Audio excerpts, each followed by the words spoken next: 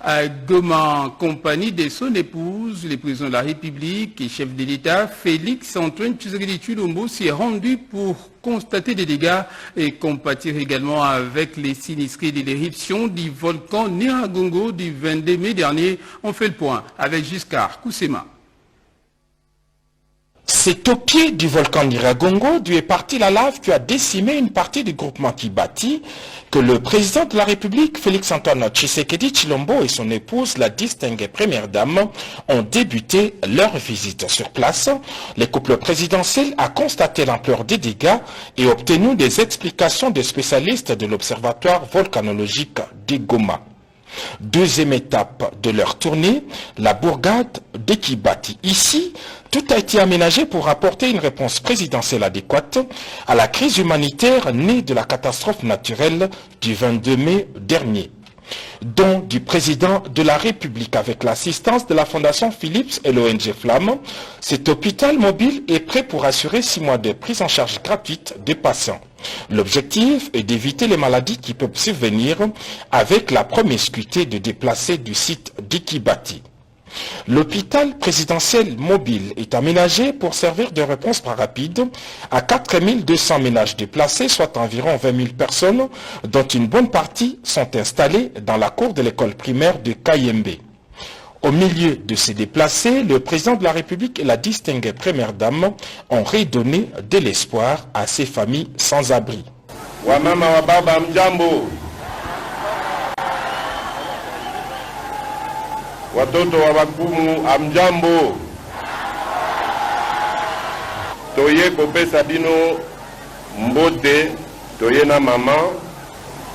Toye kopesa bino mbote pona likambo ya likama o ekwelaki bino. Likambo etali volcan. Toye koyebisa bino ke boyo kapasite bozali bino mokote.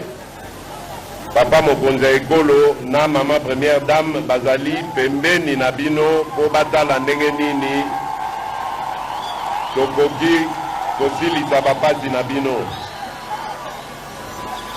Nauti kosolola na bandeko na biso ya corps ya génie militaire oyo bakotongela bino bandako ya sika na sima awawa.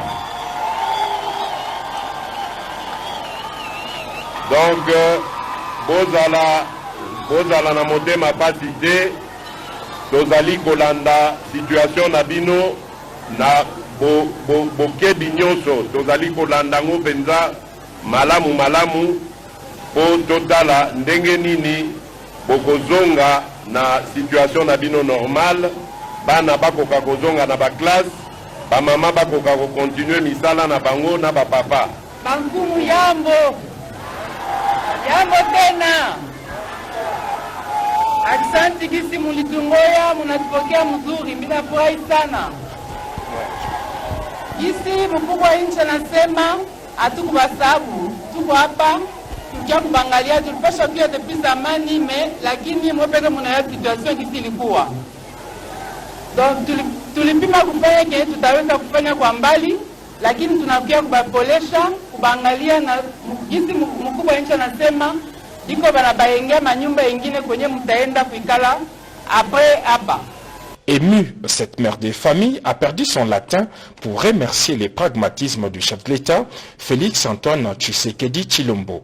Ninashukuru sana kwa mkuu wetu kiongozi ambaye ametukumbuka shewa wa sinistre, ijapokuwa tulifikia shida ya volcano. Ninamsifu sana, sio kama nimshukuru namna gani. Nina furaha mingi sana moyoni mwangu. Mkubwa wa nchi amefanya vizuri sana kutukumbuka. Mzazi ni wakukumbuka watoto. Ninamshukuru sana kwa makuu na maajabu ambayo anatutendea. Yote ambayo anatutendea inatufikia kwa amani na salama. Dès ce mardi matin, les experts de génie militaire vont débuter la construction des maisons d'habitation pour reloger les déplacés d'Ekibati et ceux d'autres sites.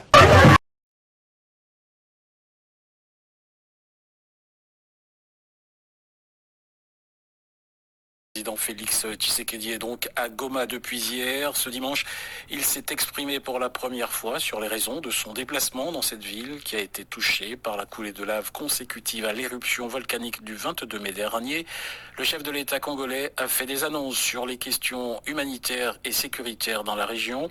Au cours de cette visite qui doit durer une dizaine de jours, le président Félix Tshisekedi va tenter d'apporter des assurances sur les moyens mobilisés pour soutenir les sinistrés. Autre objectif, renouveler sa confiance et son soutien aux opérations militaires consécutives à l'état de siège dans les provinces du Nord Kivu et de l'Ituri. État de siège qui sera désormais renouvelé tous les 15 jours après évaluation. Correspondance à Goma, Patient Ligodi. Félix Tshisekedi a promis de tout mettre en œuvre pour accélérer la mise en place des logements temporaires pour plus de 15 000 personnes dont les maisons ont été détruites. Dès ce lundi, il ira visiter les sites qui ont été identifiés à ce propos. Il a confirmé l'intention de son gouvernement d'accélérer le processus de dégazage du lac Kivu, mais aussi les réflexions sur l'éventualité de l'extension de la ville de Goma, qui se situe à une vingtaine de kilomètres du dangereux volcan du Nyiragongo. Mais rien ne se fera avec précipitation et personne ne verra ses droits bafoués, a-t-il dit.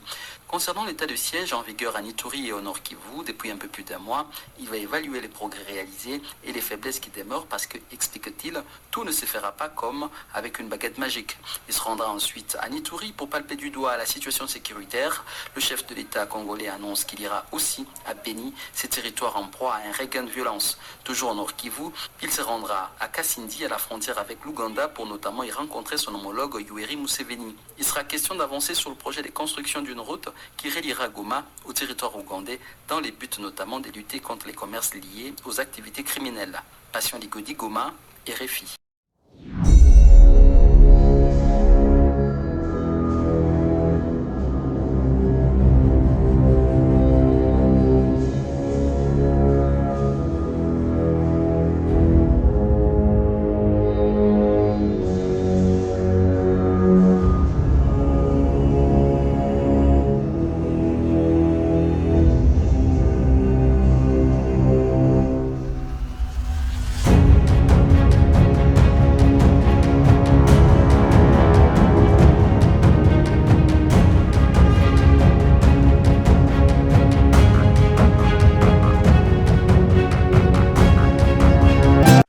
C'est une mission de soutien que vient effectuer le président Tshisekedi. 3 semaines après la catastrophe, lui et son épouse viennent tenter de réconforter les citoyens des environs, rudement touchés. Car 32 personnes ont perdu la vie le 22 mai sous les coups du volcan Nyiragongo. Mais c'est bien une atmosphère de fête et d'espoir qui entourait l'aéroport de Goma dans l'après-midi. Des militants ou des kidam présents pour raconter leurs difficultés 3 semaines après l'éruption.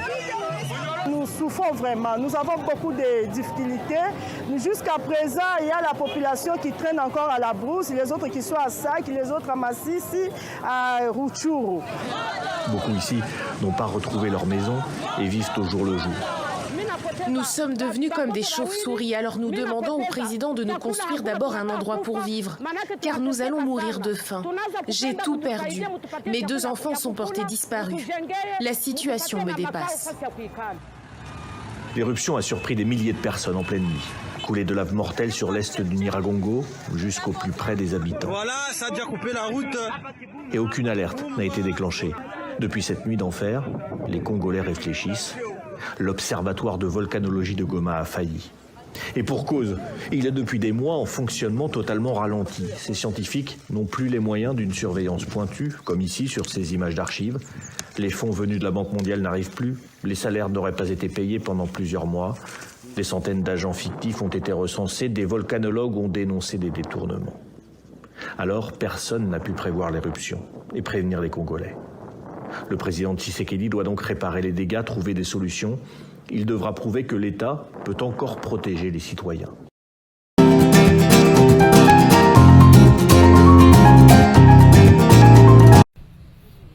Poursuivant sa mission de compassion et d'évaluation de la situation sécuritaire dans les provinces en état de siège, le président de la République, Félix-Antoine Tshisekedi Tshilombo, a réuni ce mardi à Goma les hauts responsables des services de sécurité nationaux et provinciaux. Objectif, l'évaluation à mi-parcours des opérations militaires dans les Nord Kivu et la gestion de la catastrophe naturelle du volcan de Nyiragongo. Au sujet des opérations militaires en cours, le commandant suprême des FARDC a été édifié par les rapports opérationnels lui présentés par les chefs d'état-major général et les commandements des opérations en province. Un mois après l'instauration de l'état des sièges, les nouvelles des zones opérationnelles sont rassurantes. La puissance des feux des FARDC a déjà démantelé quelques sanctuaires des forces négatives et les opérations vont se poursuivre davantage.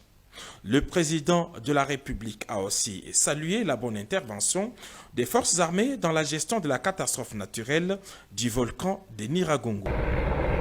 L'une des zones opérationnelles des FARDC dans les provinces de l'Est de la République démocratique du Congo est la ville de Beni et ses environs. Ainsi qu'il l'avait promis, le chef de l'État, Félix-Antoine Tshisekedi Tshilombo, est allé réconforter la population de Beni qui a payé les lourds tributs des attaques des forces négatives et autres groupes terroristes. Arrivé en début de soirée, le chef de l'État a été accueilli à l'aéroport de Mavivi par la notabilité locale très mobilisée malgré la fine pluie qui a arrosé la ville de Beni. Très préoccupé par les sorts de ses concitoyens victimes d'attaques à répétition, le président de la République est venu par sa présence témoigner à toute sa compassion et sa détermination à en finir avec ces sans-foi ni loi. Devant la presse de Goma, le président de la République a déclaré, je cite, « L'État congolais n'a pas abandonné la population de Beni et ne l'abandonnera jamais. » Les forces terroristes seront combattues jusqu'à leur dernier retranchement et Beni redeviendra cette terre bénie du Grand Nord, de l'Est de la République démocratique du Congo.